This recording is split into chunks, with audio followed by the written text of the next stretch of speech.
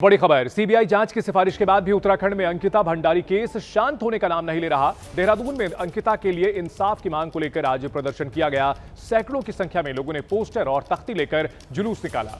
वहीं उत्तराखंड के रुद्रप्रयाग में व्यापारियों ने अपने प्रतिष्ठानों को बंद रखा। आपको बता दें कि आज उत्तराखंड में विपक्ष और कई संगठनों ने बंद बुलाया। ये लोग अंकिता केस की जांच सुप्रीम कोर्ट की निगरानी में कराने की मांग कर रहे हैं। राजधानी देहरादून में बंद का कुछ खास असर हालांकि नहीं दिखा, लेकिन रुद्रप्रयाग में व्यापारियों ने अपनी दुकानें खुद से बंद रखी। कुछ व्यापारी संगठनों ने पहले ही बंद को वापस भी लिया था, लेकिन कुछ संगठनों ने आज उत्तराखंड बंद में हिस्सा लिया और अपनी दुकानें बंद रखने का फैसला किया। 2022 में अंकिता भंडारी की हत्या की गई थी। 18 अगस्त को लापता हुई थी और इसके 4 दिन बाद उसका शव मिला था। और इस पूरे मामले को लेकर के अब सीबीआई जांच के सिफारिश की मांग सरकार की ओर से मान ली गई है, लेकिन फिर भी अभी प्रदर्शन जारी है।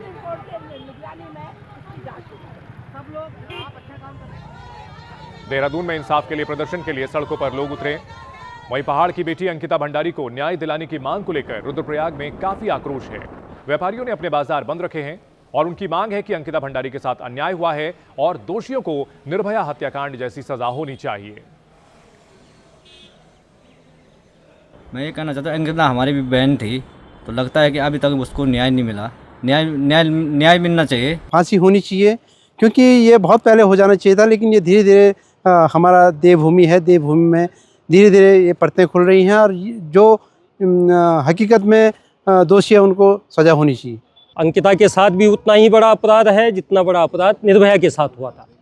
देश की जनता जागी, उसके हत्यारों को फांसी की सज़ा हुई। तो हम ये कहते हैं कि ये बड़ा अपराध हुआ है और इसमें सज़ा जैसे निर्भया जैसी है वैसी सज़ा होनी चाहिए। उस बेटी के खातिर आप अपने प्रतिष्ठानों को बंद करें। अंकिता के लिए लगातार उत्तराखंड की राजधानी देहरादून में प्रदर्शन हो रहे हैं। आज भी सैकड़ों की तादाद में लोग सड़कों पर उतरे और जुलूस निकाला। इस मामले की निष्पक्ष जांच की मांग की। देहरादून में प्रदर्शन से जुड़ी 4 तस्वीरें हम आपको दिखा रहे हैं। अंकिता भंडारी के लिए लोगों ने जुलूस निकाला, प्रदर्शन किया। बंद को देखते हुए सुरक्षा के कड़े इंतजाम किए गए थे। हालांकि सरकार ने सीबीआई जांच की सिफारिश की है, लेकिन इसके बावजूद अभी भी प्रदर्शन जारी है और मांग की जा रही है कि यहां अदालत की निगरानी में निष्पक्ष जांच की जाए, ताकि इस पूरे मामले में जो लोग भी असल दोषी हैं, जिनके नाम छिपाए जा रहे हैं, जैसा कि आरोप लगाया जा रहा है, उनके नाम सामने आने चाहिए। तो देहरादून में प्रदर्शन किया गया है, बड़ी संख्या में लोग सड़कों पर उतरे हैं, अंकिता भंडारी के लिए इंसाफ की मांग कर रहे हैं। पिछले कई दिनों से उत्तराखंड के अलग अलग हिस्सों में प्रदर्शन का सिलसिला चल रहा है।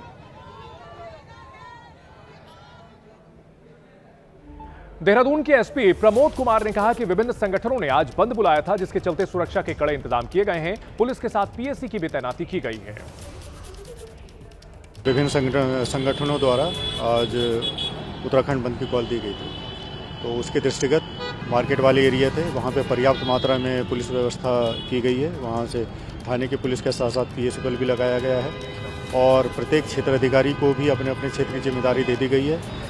मोबाइल पार्टीज भी लगाई गई हैं और जैसा आप भी देख रहे हैं यहाँ पे कि यहाँ पे व्यवस्था जो है बिल्कुल सुचारू रूप से चल रही है और पुलिस की भी अच्छी मात्रा में पुलिस भी मौजूद है यहाँ पे। वहीं अंकिता भंडारी केस में गढ़वाल के आईजी राजीव स्वरूप ने कहा कि हर पहलू की निष्पक्ष जांच होगी। हर संशय को दूर करने के लिए ही केंद्रीय एजेंसी को जांच सौंपी जा रही है, ताकि हर तथ्य सामने आ सके और किसी भी प्रकार की शंका की गुंजाइश ना रहे। माननीय मुख्यमंत्री जी ने इस मुकदमे को सीबीआई से जांच कराने के लिए हमें आदेशित किया है। इसी संदर्भ में रेंज द्वारा जो सारा प्रकरण जो है वो पीएचक्यू को भेज दिया गया है और शासन स्तर से ये केंद्रीय जांच एजेंसी को ये भेजा जाएगा। और जितने भी ये जो तीनों अभियुक्त थे उनको तुरंत उनके खिलाफ में ठोस सबूत इकट्ठे किए। उन सबूतों के साक्ष्यों के आधार पर माननीय न्यायालय ने इन सारे अभियुक्तों को आजीवन कारावास की सजा दी पूरी पारदर्शिता से। इसकी पूरी विवेचना हो तो शासन द्वारा हमें आदेशित किया गया कि इस प्रकरण को सीबीआई हेतु हम इसको प्रेषित करें, जो कि हमारे रेंज कार्यालय द्वारा जो है वो पीएचक्यू को भेजा गया और शासन स्तर से इसको आगे भेजा जाएगा। तो यहां प्रशासन की ओर से जानकारी दी जा रही है कि इसमें केंद्रीय एजेंसी को यानी सीबीआई को जांच ट्रांसफर कर दी गई है, लेकिन इसके बावजूद लोगों की नाराजगी कम नहीं हो रही है। अंकिता मामले में 3.5 साल में कब क्या हुआ है, आइए आपको वो भी बताते हैं। 18 सितंबर 2022 को अंकिता लापता हुई थी और 4 दिन बाद संदिग्ध परिस्थिति में उसका शव बरामद किया गया था। 24 सितंबर को शव मिला था।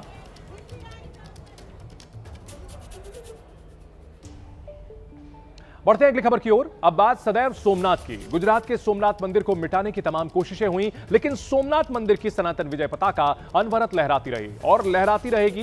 गुजरात के सोमनाथ मंदिर पर 1026 में हुए पहले हमले के 1000 वर्ष पूरे हुए और इस मौके पर सोमनाथ स्वाभिमान पर्व के दौरान शौर्य यात्रा निकाली गई। पीएम मोदी इस यात्रा में शामिल हुए। सोमनाथ मंदिर में जाकर महादेव के दर्शन और पूजन किए। ये तस्वीरें महादेव के भक्त प्रधानमंत्री मोदी की शिव साधना की हैं।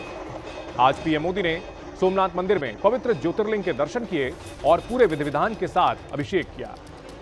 इस दौरान पीएम मोदी भक्तिभाव में पूरी तरह लीन दिखाई दिए। मंत्रोच्चार के बीच उन्होंने अपने आराध्य भोलेनाथ की पूजा की, देश और देशवासियों के लिए मंगल कामना की। पीएम मोदी कल भी सोमनाथ मंदिर पहुंचे थे, तब ओंकार मंत्र का जाप किया था और हाथों में त्रिशूल थामे नजर आए और आज सोमनाथ स्वाभिमान पर्व के दौरान हाथों में शौर्य यात्रा के दौरान डमरू वादन वो करते हुए दिखे हैं। पीएम मोदी की शिव भक्ति के ये वो रंग है जो देश और दुनिया ने देखे हैं। इसके बाद पीएम मोदी ने शौर्य सभा को संबोधित भी किया है।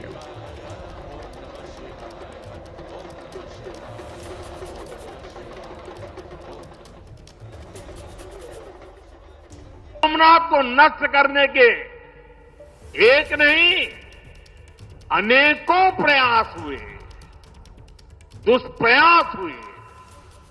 उसी तरह विदेशी आक्रांताओं द्वारा कई सदियों तक भारत को खत्म करने की लगातार कोशिशें होती रही, लेकिन न सोमनाथ नष्ट हुआ और न ही भारत नष्ट हुआ।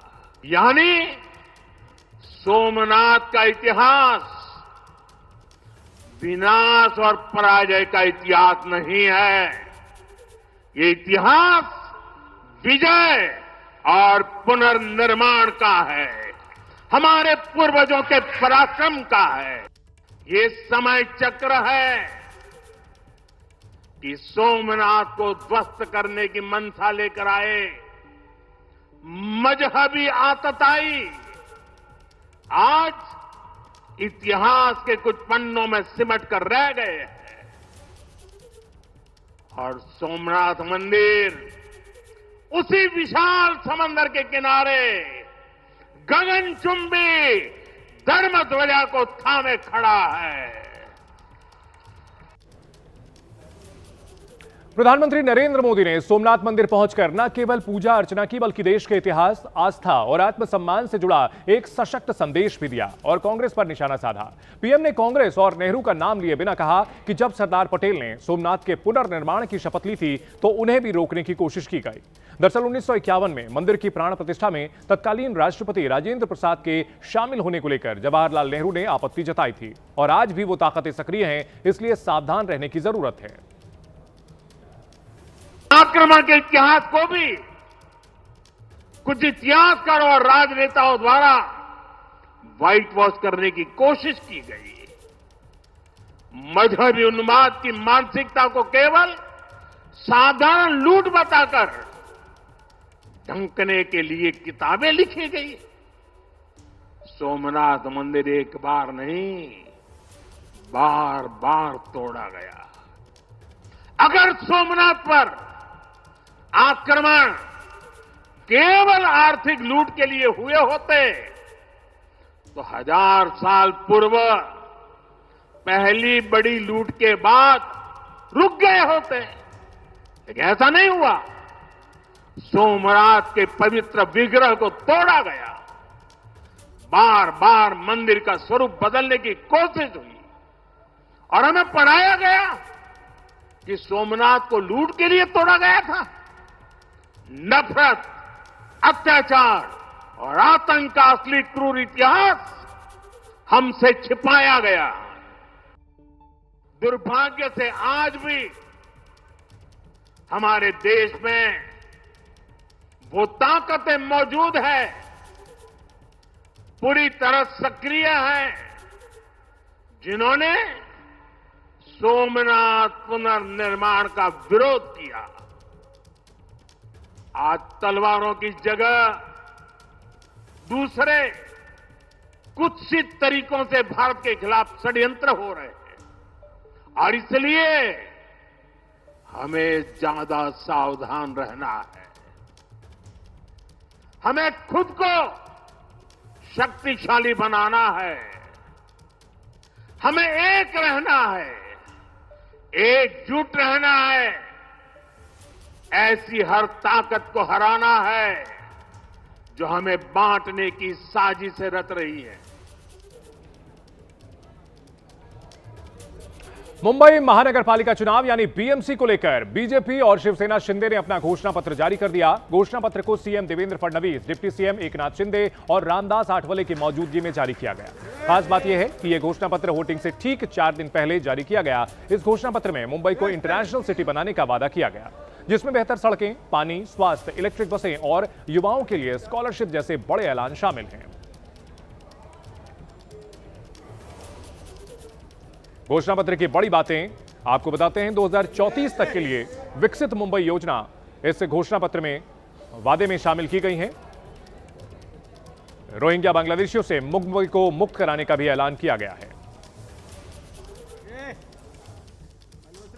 आणि म्हणून इतर कोणीही वचननामा दिला तरी त्यांचा ट्रॅक रेकॉर्ड आणि आमचा ट्रॅक रेकॉर्ड याच्यामध्ये असलेल्या अंतरामुळे आम्ही जो काही जाहीरनामा वचननामा देतो तो पूर्ण करू।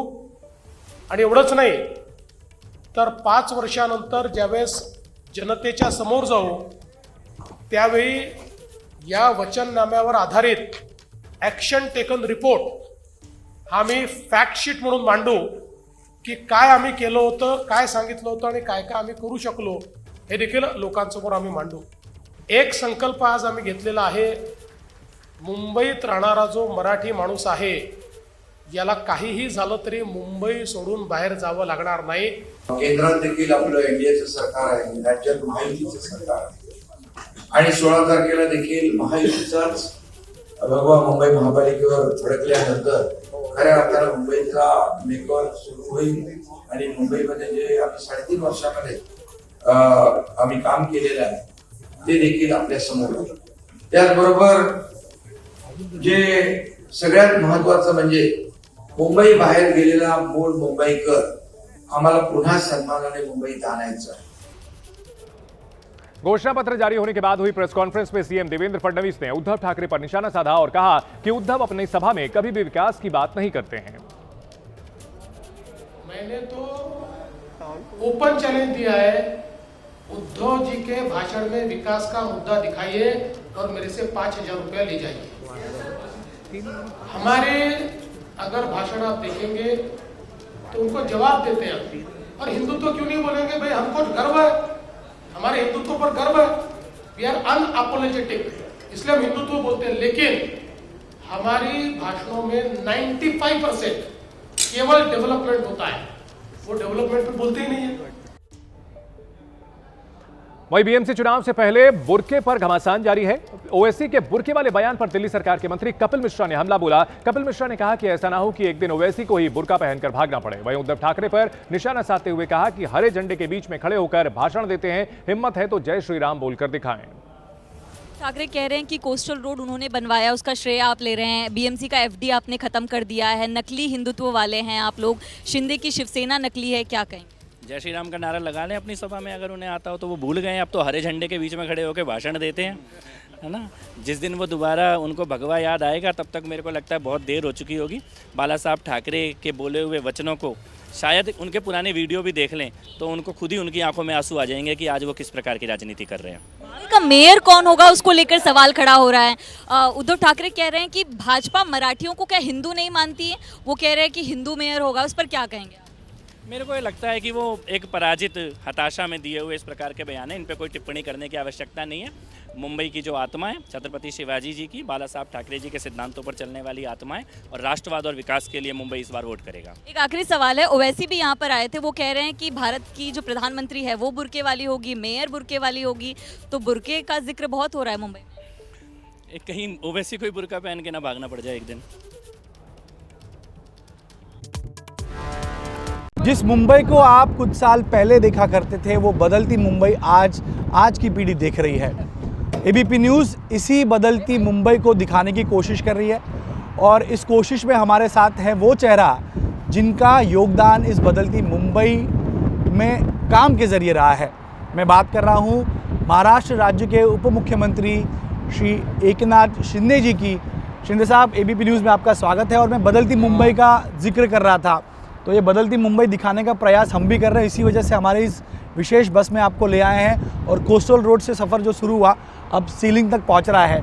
इन्हीं कामों को लेकर आप जनता के बीच जा रहे हैं। क्या जनता इन कामों पर आप पर विश्वास जताते हुए वोट देगी, या ठाकरे भाइयों की भावनिक जो आह्वान वो कर रहे हैं या जो अपील कर रहे हैं लोगों से, उसका साथ देगी? देखिए, लोगों को डेवलपमेंट चाहिए। ये जो कोस्टल रोड देख रहे हैं, ये कोस्टल रोड के बारे में आज लोग कहते हैं कि इतने कम समय में पहुंच जाते हैं। वो जहाँ घंटा लगता वहाँ पर 15 मिनट में पहुंच जाते हैं। सुपरस्टार अमिताभ बच्चन जी ने भी इस पर ट्वीट किया था, कई लोगों ने ट्वीट किया है अच्छे ये इंफ्रा प्रोजेक्ट पर, कोस्टल पर। तो ये कोस्टल है, अटल सेतु है, यहाँ का हम 300 एकड़ में ऑक्सीजन पार्क, सेंटर पार्क कर रहे हैं। मेट्रो के काम शुरू है, कारशेड के काम शुरू है, सीवरेज ट्रीटमेंट प्लांट के काम शुरू है, हेल्थ के काम शुरू है। ये बहुत बड़ा डेवलपमेंट का एक पर्व यहाँ पर मुंबई में। लेकिन इसी को लेकर क्रेडिट वॉर भी होता है ना। लोग कहते हैं हमने किया, शिवसेना उद्धव ठाकरे गुट कहता है कि कोस्टल रोड तो उनके कार्यकाल में बना। वही बातें मेट्रो को लेकर होती है, वही बातें तमाम सीलिंग को लेकर होती हैं कि ये मुंबई करो। हमें काम करना है। हम क्रेडिट लेने वालों में से नहीं है, काम करने वालों में से हैं। और इसलिए इस कोस्टल को 1990 में इसकी संकल्पना हुई, लेकिन 2015 तक कुछ नहीं हुआ। इसकी मुंबई कॉरपोरेशन के परमिशन भी जिनकी सत्ता थी उन्होंने 3-4 साल तक दी नहीं। ये जब मुख्यमंत्री देवेंद्र जी हो गए और आदरणीय प्रधानमंत्री नरेंद्र मोदी जी हो गए, तब राज्य की भी परमिशन, सेंट्रल की भी परमिशन हमें मिली इस कोस्टल के लिए। तो इसीलिए जिसने किया है उसके लिए तो बोलना चाहिए। लेकिन इस बात को झुटलाते हैं। वो कहते हैं हाँ, आप कल कह देंगे कि गंगा भी मोदी जी ने लाई, अरब सागर भी आपने और देवेंद्र फडणवीस ने बनाया। वो कहते हैं कि सारा क्रेडिट आप ले जाते हैं, मोदी जी को खास तौर पर निशाना साधते हैं वो। देखिए, मोदी जी अभी देश के नहीं दुनिया में नंबर 1 पॉपुलर लीडर है। अभी इनकी जो पॉपुलरिटी है, लोकप्रियता है, उनको हजम नहीं हो रही है। ये विपक्ष को जब ऐसे बड़े व्यक्ति पर आरोप लगाते हैं, तब मीडिया उसका संज्ञान लेती है, दखल लेती है। ये तो ब्रेकिंग न्यूज़ बनाते हैं आप लोग, और इसी में वो लोग खुश है। कहाँ प्रधानमंत्री जो देश को आगे बढ़ा रहे हैं। 14 नंबर पे हमारी अर्थव्यवस्था, 11वें नंबर पे अर्थव्यवस्था थी, 4थे नंबर पे लाने का काम किया है। देश को आर्थिक महासत्ता बना रहे हैं, देश आगे बढ़ रहा है। ऐसे प्रधानमंत्री के ऊपर आरोप लगाना ये निंदाजनक है, और बिल्कुल मैं कहूँगा कि वो किसी को छोड़ते नहीं। प्रधानमंत्री हो, गृह मंत्री हो, कोर्ट हो, चुनाव आयोग हो, कोई भी हो, सबके ऊपर आरोप लगाते हैं। और नंबर 1 तो मैं हूँ, सुबह शाम एकनाथ शिंदे। चुनौती इस बार बहुत तगड़ी है, ऐसा माना जाता है। ठाकरे भाई मराठी अस्तित्व की बात करते हैं, कहते हैं कि आपके कार्यकाल में पिछले 3 साल में एडमिनिस्ट्रेटर अपॉइंट करके मुंबई को अदानी को बेचने का काम किया गया। मुंबई पूरी अदानी को दी जा रही है, और कई बातें आरोप पर, भ्रष्टाचार से लेकर सब पे आरोप लगाते हैं, और इन्हीं मुद्दों को लेकर जनता के बीच भी वो जा रहे हैं। सबसे पहले तो अदानी को ये धारावी प्रोजेक्ट देने वाले कौन है, वो देखो ना कौन है। पहले तो कोई दूसरा था, फिर इनको देने का काम तो उन्होंने किया है। अरे अदानी हो या कोई भी हो, लोगों को घर मिलने चाहिए। लोग झुकी झुपड़पट्टी में रहते हैं, गटर के पानी बाजू से बहता है, टॉयलेट का पानी बाजू से बहता है, कैसे ज़िंदगी जी रहे हैं। तुम तो बंगले बना रहे और उनको वैसे ही रखना है। ये गलत है और ये आरोप है। भ्रष्टाचार करने वाले हम पे आरोप करने के उनको हक ही नहीं है। अरे रोड में भ्रष्टाचार किया, प्रोजेक्ट में भ्रष्टाचार किया, मीठी नदी में भ्रष्टाचार किया, कोविड में भ्रष्टाचार किया, कोविड के खिचड़ी में भ्रष्टाचार किया, ये डेड बॉडी बैग में भ्रष्टाचार किया, कोविड सेंटर में भ्रष्टाचार किया। जितना बड़ा भ्रष्टाचार का महामेरू है, ये तो इनको बोलने का हक ही नहीं। जो डकैत होता है वो चोरी पे बोलता नहीं। सर मेरा आखिरी सवाल आपसे, मुंबई के मेयर को लेकर कई बातें होती हैं। आप कहते हैं मुंबई का मेयर मराठी होगा, भाजपा कहती है मुंबई का मेयर हिंदू होगा और मराठी होगा। अब इस तरह से मुंबई के मेयर को मराठी होने का इतना सर्टिफिकेट देने की ज़रूरत क्या पड़ रही है? अरे उन्होंने तो मुद्दा उठाया, विपक्ष ने। उन्होंने विपक्ष ने मुद्दा उठाया है, लेकिन मैं एक बात कहता हूँ, मुंबई का महापौर महायुति का होगा, मुंबई का महापौर मराठी होगा, बस। सर धन्यवाद, आपने समय दिया हमको। बस जाते जाते यही जानना चाहूँगा, आपने बहुत बड़े बड़े ऑपरेशंस किए, आप लगातार ये कहते हैं। अंबरनाथ में कुछ चीज़ें आपके खिलाफ हुई, लेकिन आपने किसी तरह या अपनी ताकत लगाकर वहाँ पर भी सत्ता काबिज की। मुंबई का मेयर क्या महायुति का होगा? आप कहते हैं शिवसेना का होगा, आप कह सकते हैं? अरे भैया, अभी उसको चुनाव है, वोटिंग होगी, उसके बाद देखिए, मैं पहले ही कहा है, सत्ता कुर्सी की लड़ाई हमारी नहीं है। मुंबई का विकास करना हमारी लड़ाई है, मुंबई का विकास करना हमारा एजेंडा है। तो मैंने कह दिया है।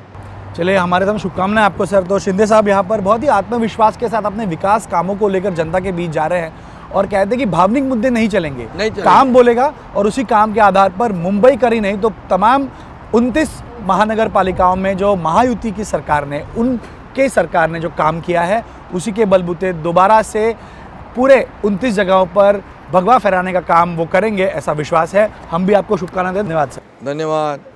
पश्चिम बंगाल में विधानसभा चुनाव से पहले सियासी बवाल जारी है। ईडी की कार्रवाई के बाद बीजेपी और तृणमूल कांग्रेस के बीच तनाव अभी खत्म भी नहीं हुआ था कि अब बीजेपी ने राज्य सरकार पर गंभीर आरोप लगाए हैं। बंगाल में शुवेंदु अधिकारी पर हमले पर भड़की है बीजेपी। नेता विपक्ष की गाड़ी पर हमला किया गया और ये बंगाल के हालात को बताता है। पुलिस की मौजूदगी में यह हमला किया गया, लेकिन कोई एफआईआर नहीं हुई है। ममता बनर्जी पुलिस को हथियार की तरह इस्तेमाल कर रही हैं।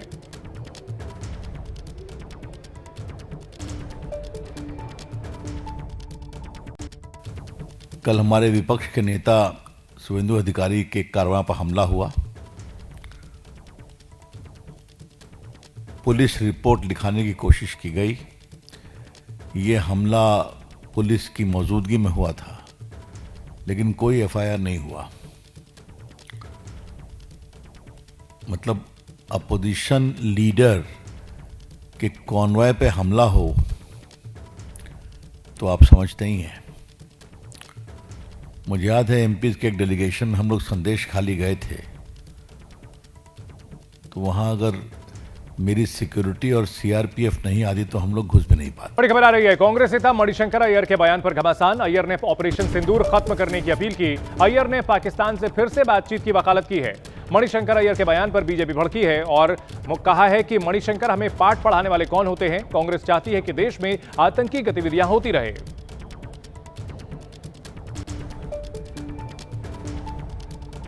मणिशंकर अय्यर कौन होते हैं हमें पाठ पढ़ाने वाले? 10 साल जब उनका शासन था, कितनी आतंकवादी घटनाएं होती थी। कांग्रेस के लोग ये चाहते हैं कि देश में आतंकी गतिविधियां रहें। नरेंद्र मोदी जी के नेतृत्व में पाकिस्तान अगर चूं करेगा तो चूं का जवाब ठोक कर दिया जाएगा, और इसलिए ये इनके जो रिश्ते हैं पुराने, इनको ये गीत याद आ रहे हैं।